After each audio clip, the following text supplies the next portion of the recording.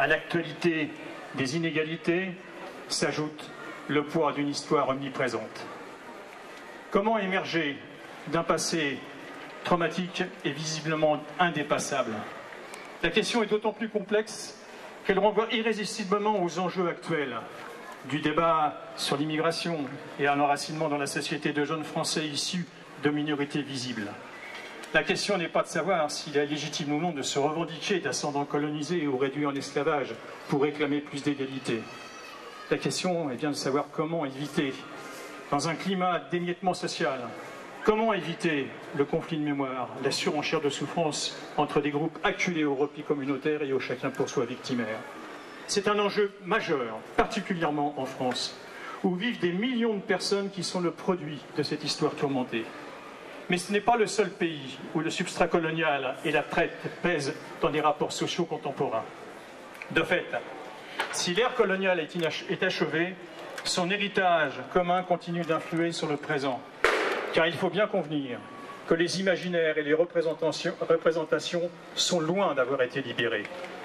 Dès lors, cette 14e commémoration des victimes de l'esclavage colonial prend un sens particulier, car nombre de pays sont traversés par des logiques où le racisme trouve, hélas, encore sa place, de manière ouverte ou sous des formes plus indirectes, plus insidieuses. Après maints avatars, le racisme se fond aujourd'hui dans un ensemble de mécanismes d'exclusion et d'infériorisation. Beaucoup de superstructures idéologiques et certaines d'États nourrissent l'exclusion par des stigmatisations essentialistes qui sont autant d'habits neufs d'un vieux discours. Dans ce contexte de crise générale, la France semble avoir pris conscience de la présence sur son territoire d'une importante population noire. La couleur de peau refait irruption dans le débat, au-delà et en deçà de la culture, de l'origine nationale ou de la religion. La caractérisation du noir valant déculpabilisation supposée du blanc, l'un et l'autre prisonniers de leur propre aliénation. Dans ce jeu pervers, l'histoire n'a que peu de place, et pour cause. Quand le crime avéré est imprescriptible, on le tait, à charge pour les descendants d'esclaves de s'assumer dans le silence. Comme l'observait Frantz Fanon pour la Révolution africaine, le racisme n'est pas un tout, mais l'élément le plus visible, le plus quotidien, et pour tout dire, à certains moments, le plus grossier d'une structure donnée. L'héritage d'une histoire terrible ne peut être ainsi dépassé que par la disparition des formes d'oppression qui continuent à la perpétuer. Il est donc essentiel de marquer cette journée si particulière axée sur un crime contre l'humanité. Une journée qui doit être partagée par l'ensemble des peuples, car le racisme n'est qu'un élément d'un plus vaste ensemble, celui de l'aliénation. Pour moi, pour vous, pour nous, cette journée a été hier, est aujourd'hui et sera demain et toujours le 23 mai. Bravo, bravo. Accueillir maintenant le vice-président du Conseil général, M. Stéphane Troussel.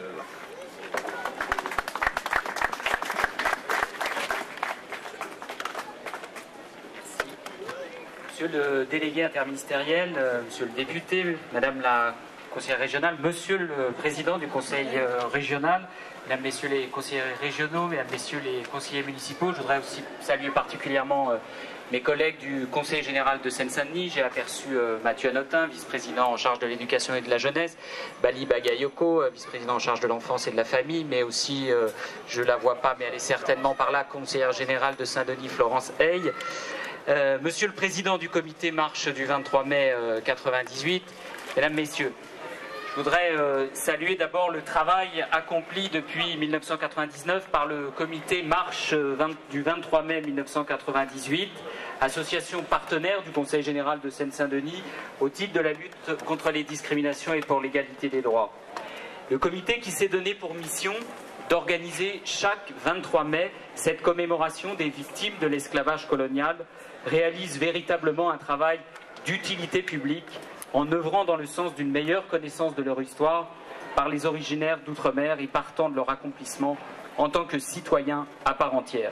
C'est pourquoi je souhaite, Monsieur le Président, que notre partenariat continue de porter ses fruits dans le temps.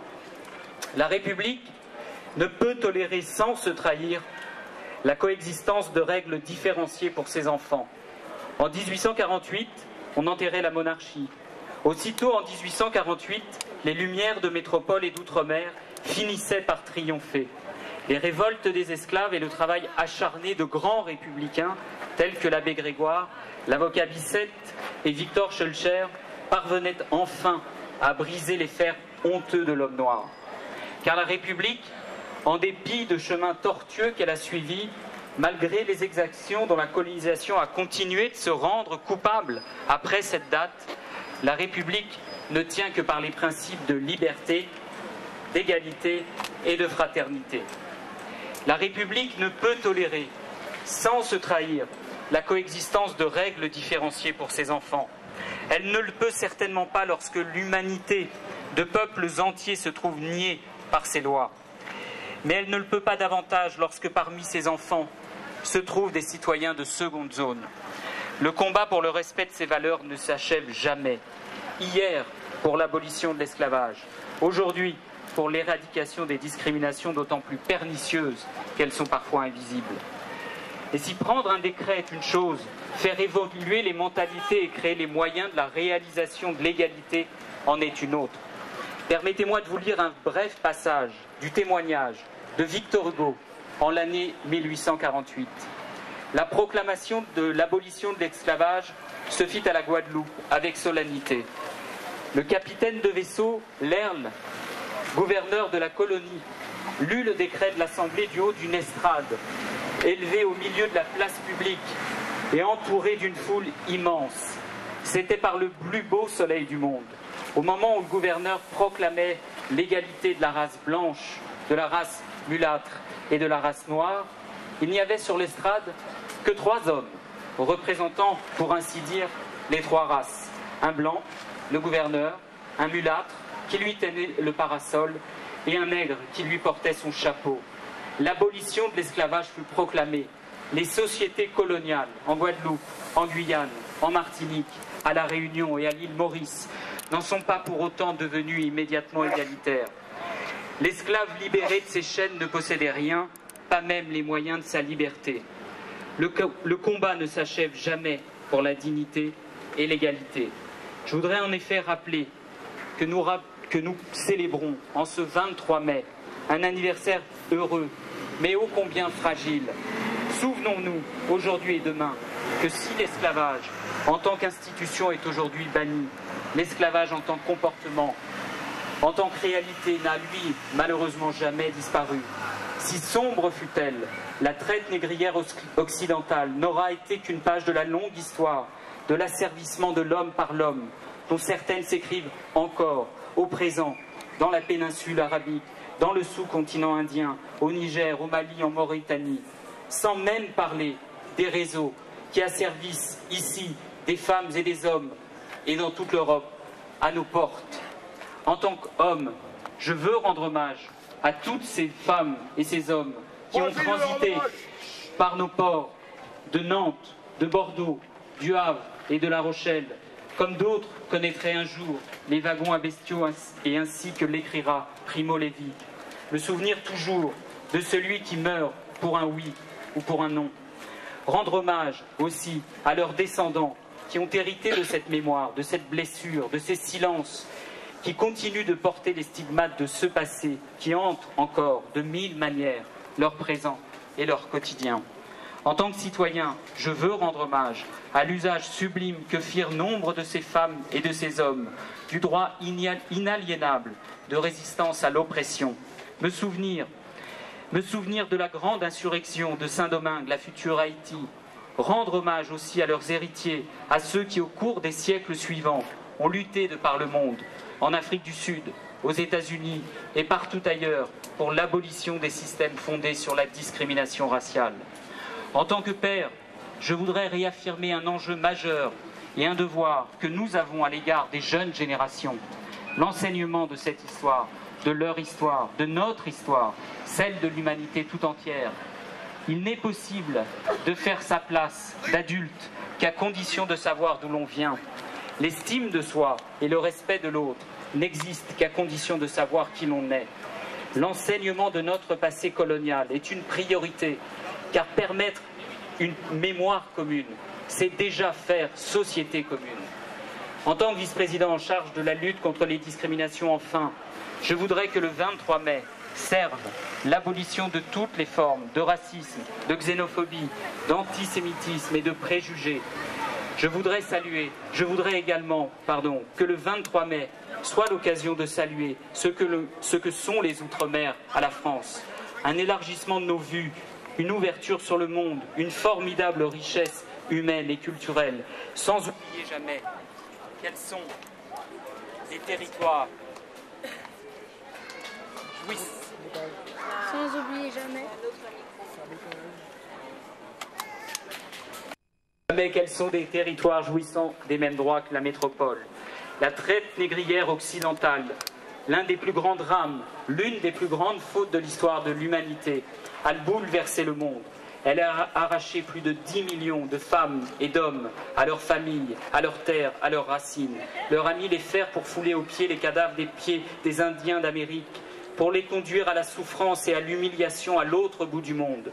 À l'autre bout du monde, pourtant, ces populations déportées ont créé de nouvelles cultures, inventé des formes nouvelles et donné naissance à une nouvelle humanité au travers du métissage. La douleur a su féconder le genre humain. En dépit de tout, elle l'a enrichi. Tel est l'hommage que nous devons rendre aux innombrables victimes de l'esclavage colonial. C'est dans le fond la véritable victoire de la civilisation sur la barbarie. Une victoire dont notre département monde de la Seine-Saint-Denis est aujourd'hui la fière et digne légataire. Je vous remercie. Merci, Monsieur le Vice-président. Merci beaucoup. Nous allons accueillir maintenant Monsieur Jean-Paul Huchon. Il est président de la région Île-de-France. Attention. Il était tellement pressé de venir.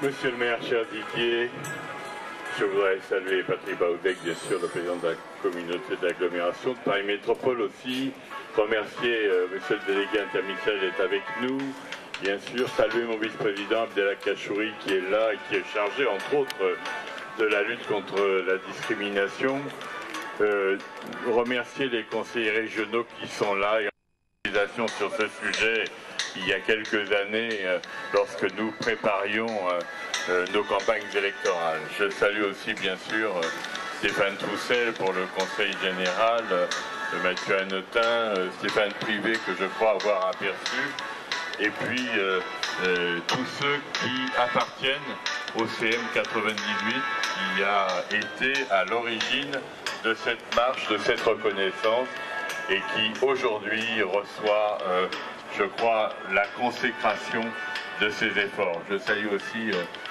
Jean-Pierre Pastoucrin là-bas parce que tout à l'heure il a officié pour dévoiler les plaques et que je l'ai rencontré et nous avons parlé de ces sujets déjà à Sarcelles et donc c'est une cérémonie régionale et c'est l'intérêt justement de cette cérémonie. Je pense qu'elle se tient à Saint-Denis et c'est juste que ça fait longtemps que ici Didier Paillard et d'autres villes d'Île-de-France qui s'exprimeront.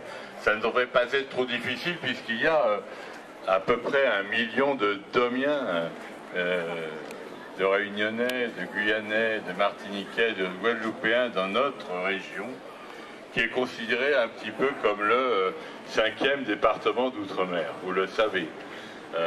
Moi-même ayant un grand-père martiniquais, je suis d'autant plus sensible à être venu avec vous aujourd'hui, peut-être pour vous dire à quoi est-ce qu'on reconnaît la justesse d'une loi.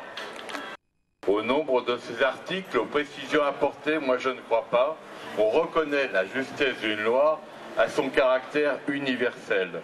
La loi du 10 mai 2001 portée par Christiane Taubira, notre nouvelle garde des Sceaux, est pour cela une loi exemplaire, adoptée à l'unanimité, ça n'est pas si fréquent.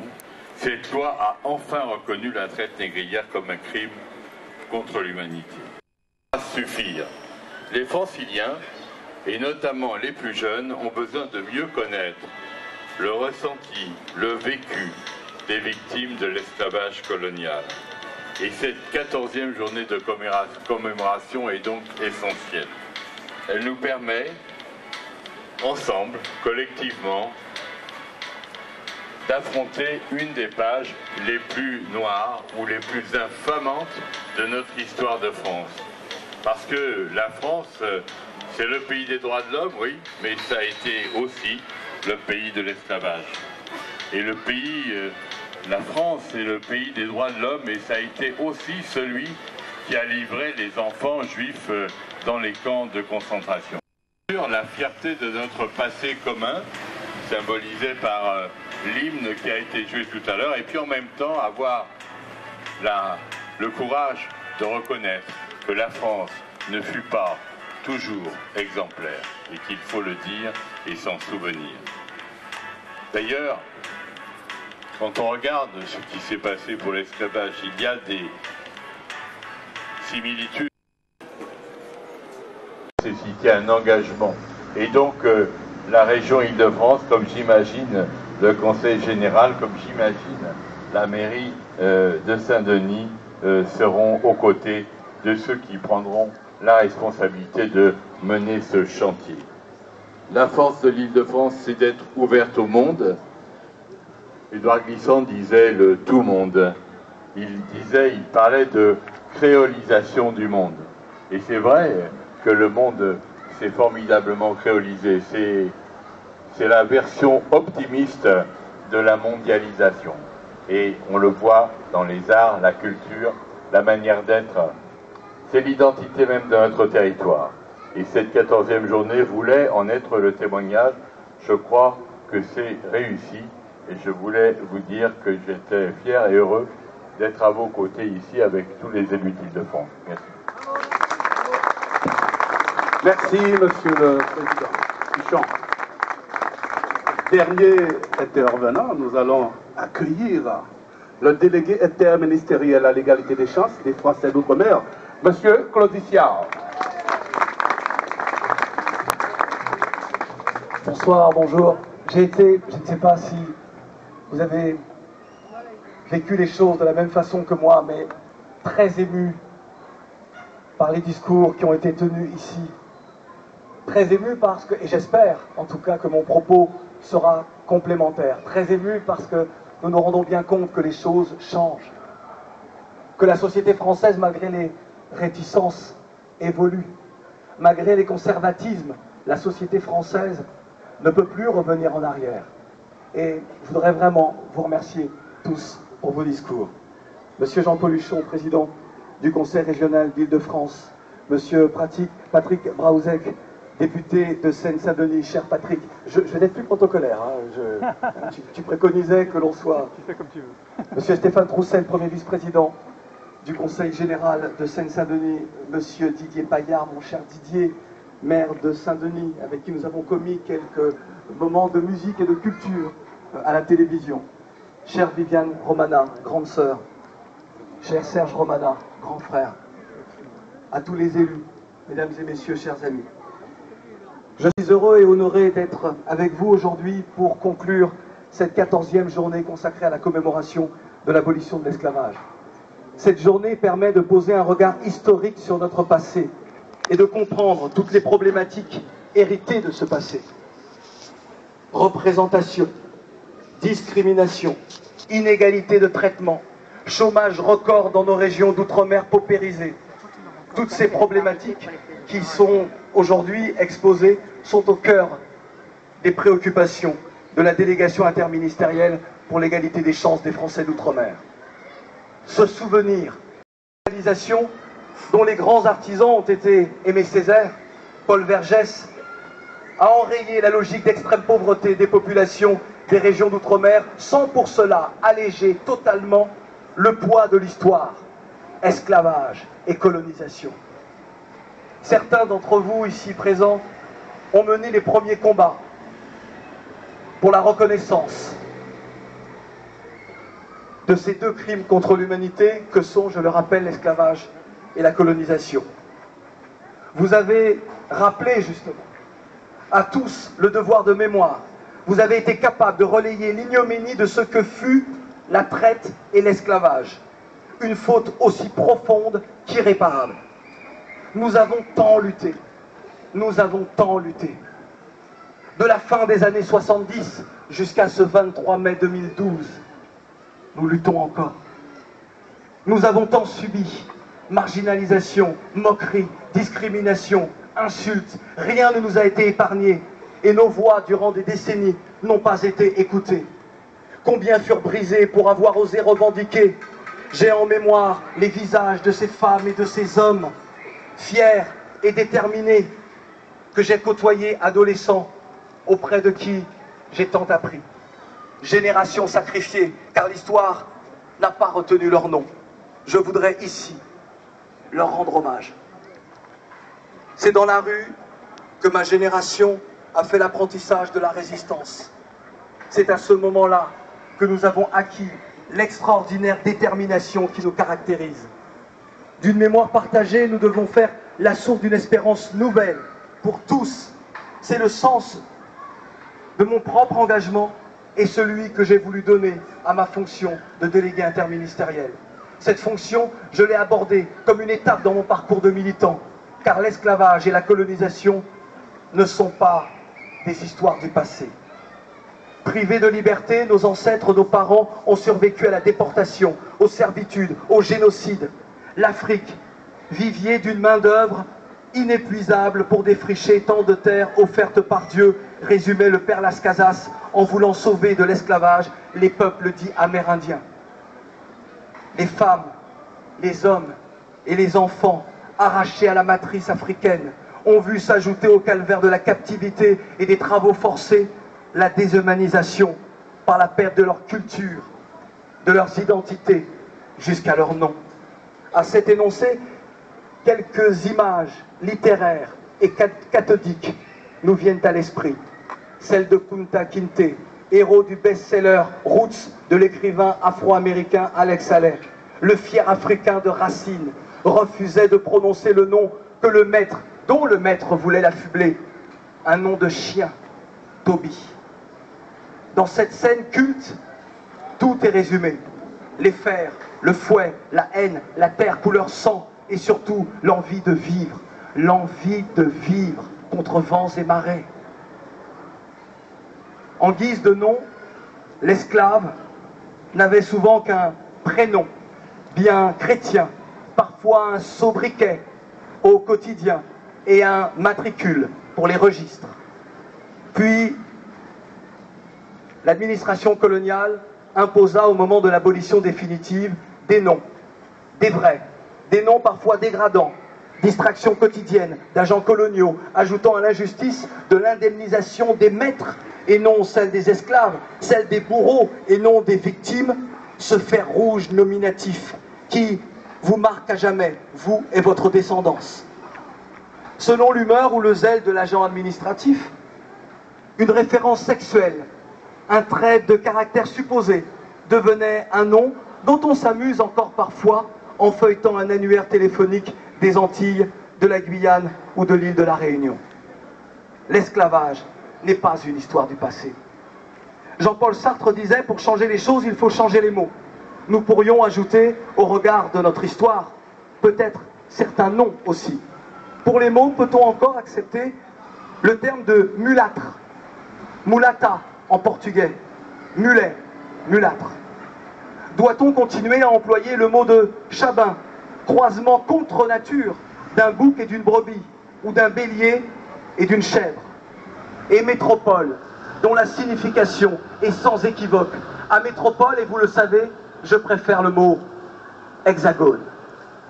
Et puisque la France est une et indivisible, comme j'aime également à le dire, la France est désormais un archipel. Oui, l'esclavage n'est pas à archiver dans les rayonnages du passé, il doit être désintégré dans ses moindres vicissitudes. Le 23 avril 1993, en organisant la première marche commémorative de l'abolition de l'esclavage en France, la marche des nègres marrons, je n'imaginais pas, j'étais si jeune et impétueux, que le chemin à parcourir serait long, difficile, Par cet événement, nous voulions dénoncer les festivités du 500e anniversaire de la dite découverte des Amériques par Christophe Colomb, organisée en Espagne et avec le soutien de la France. C'était donc en 92. Il nous fallait rappeler le génocide des peuples autochtones, peuples amérindiens, et la déportation de millions d'Africains. Face au racisme, les jeunes militants que nous étions souhaitaient interroger la classe dirigeante sur le modèle de société qu'elle désirait pour la France de demain. À l'époque, nos questions étaient restées sans réponse. Et toute notre reconnaissance, notre considération et notre admiration. J'aime à dire que s'unir pour bâtir, c'est grandir ensemble. Le CM 98 nous a rassemblés. Honneur, fierté, respect à Christiane Taubira, notre garde des Sceaux désormais, qui est attaquée en ce moment et que nous devons toutes et tous défendre. Une lutte légitime que celle pour la loi du 10 mai 2001. Une grande victoire. Une lutte légitime initiée par notre Christiane, femme de conviction, dont la détermination relève parfois du divin. Cette loi honore la France sans la dédouaner pour autant du crime qu'elle a commis. Ceux opposant à ce fait le non à la repentance se rendent coupables d'entretenir une division sur ce sujet qui depuis longtemps aurait dû nous rassembler autour du devoir de mémoire. Honneur, respect et fierté à l'endroit des présidents successifs du CPMHE, Feu Édouard Glissant, Maryse Condé, Françoise Vergès. Où est-elle? Elle est là, notre chère Françoise, pour leurs engagements, leurs travaux fondamentaux au service de l'histoire, de cette mémoire à partager et pour son enseignement. Les victoires des uns sont les victoires de tous. Et les défaites des uns sont aussi les défaites de tous.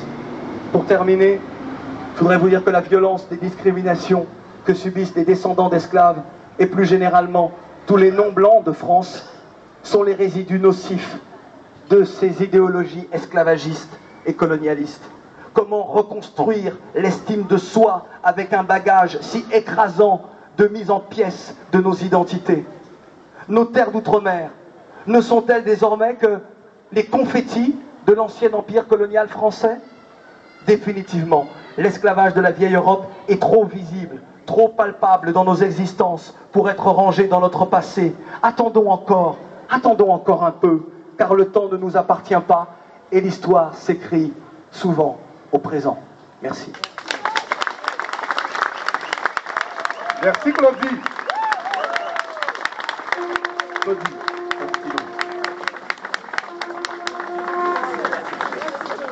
Merci à tous.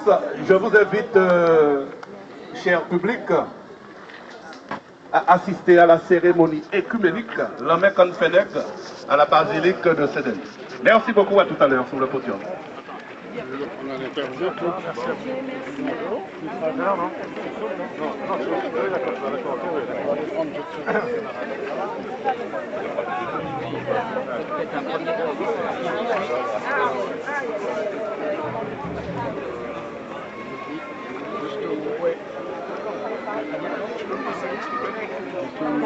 Un mot pour la chaîne locale de Pantin. Ça, t'as raison. Ça, t'as raison.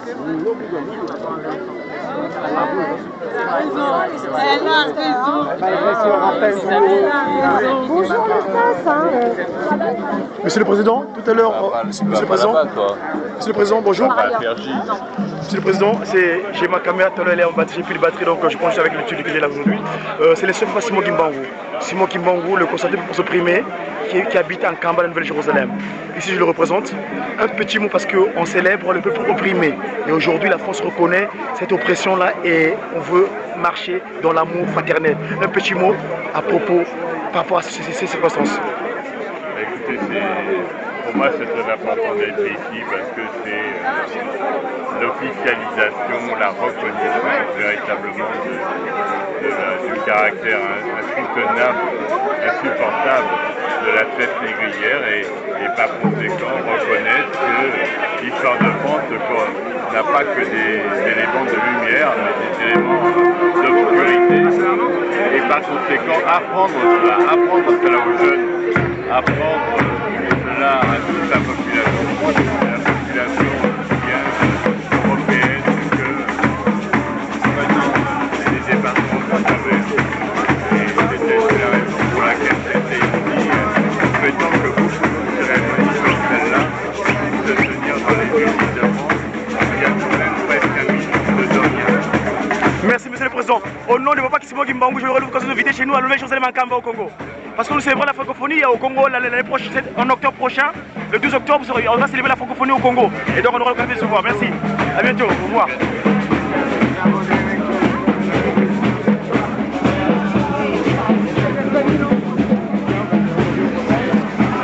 Cher Claudie, bonjour. Papa Simon Kimbangu, le Saint-Esprit en Kamba, vous vous souvenez d'un posé au Jardin du Luxembourg. Alors, Papa Simon Kimbangu, il est resté 30 ans en prison par rapport à pour cette liberté-là. Et il avait dit même à l'époque que l'homme noir deviendra blanc et l'homme deviendra noir. C'est une expression. Aujourd'hui, il y a cette reconnaissance. Un petit mot par rapport à ce que pour la presse et la personne kimbanguiste. Ah, moi je reconnais les combats menés justement par ceux qui sont les héritiers, les apôtres du kimbanguisme. C'est pour moi important parce que c'est la résistance qui s'exprime.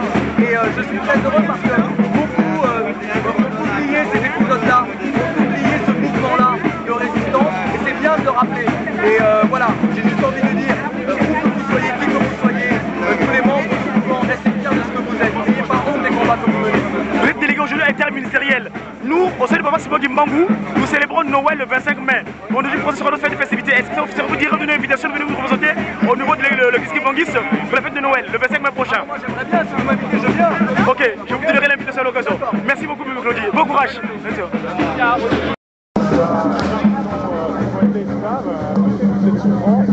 On a besoin de concevoir l'avenir en général et l'avenir en particulier de notre ville, d'avoir la mémoire de ce qui s'est passé. Et la mémoire, c'est la lumière et les ombres de la mémoire de notre pays. Et donc, il faut pouvoir tout se dire, pouvoir comprendre les choses, pouvoir mettre un nom sur les souffrances pour pouvoir inventer l'avenir. Et plus on parle de mémoire, plus on parle de ce souvenir douloureux, mieux on peut construire l'avenir pour nos enfants, pour l'ensemble de la population dionysienne. Aujourd'hui, la population dionysienne, elle est des fêtes de 130 nationalités différentes. Vous connaissez certainement le cosmopolitisme de la ville. Voilà, on a besoin de la mémoire de chacun pour construire un avenir commun. Alors, quand on voit le monde qu'il y a cet après-midi, on peut le dire, quand le 23 mai a pris une certaine dimension aujourd'hui. Vous avez pu vous rendre compte, voilà, ça fait 14 ans que dans notre ville, nous commémorons ce 23 mai, grâce à nos amis des associations qui nous ont fait comprendre l'importance de ce 23 mai, de cette journée symbolique, mais elle n'est pas simplement symbolique aujourd'hui, elle est surtout la volonté de construire année après année une conscience collective. Et c'est dans ce domaine-là que nous voulons nous servir de la mémoire pour faire le meilleur avenir possible à nos enfants. Alors, monsieur le maire, bonjour. Nous sommes l'institution Papa Simon Kimbangu, le consulateur peuple opprimé, ce messager du Seigneur Jésus-Christ qui est apparu en Afrique centrale en 1887. Il a construit le message de 1921. Nous célébrons aujourd'hui l'esclavage. Papa Simon Kimbangu en 1921, il avait laissé des phrases en disant par exemple que ceux qui nous gouvernent aujourd'hui partiront et nous aurons notre liberté. Et pour ça, ça va coûter 30 ans de prison. Un petit mot à l'audience de Papa Simon Kimbangu, parce que cette image ira jusqu'au Congo. Le Congo va accueillir la francophonie en octobre prochain. Un petit mot s'il vous plaît, monsieur le maire. Un mot, voilà, vous savez que dans notre ville de Saint-Denis, c'est 136 nationalités différentes qui composent notre ville, des gens qui viennent du monde entier. Donc on a besoin, pour construire l'avenir de notre ville, de pouvoir avoir la connaissance de la mémoire de chacun des populations qui font cette ville d'aujourd'hui. Et donc on a besoin, pour construire l'avenir, absolument d'avoir cette mémoire, de voir les lumières et les ombres de cette mémoire. Et donc aujourd'hui, ce 23 mars, c'est le souvenir de ce qu'a pu être l'esclavage dans notre ville. Et voilà, donc on a besoin absolument d'examiner cette question-là, de pouvoir s'en souvenir, mais aussi surtout pouvoir se projeter.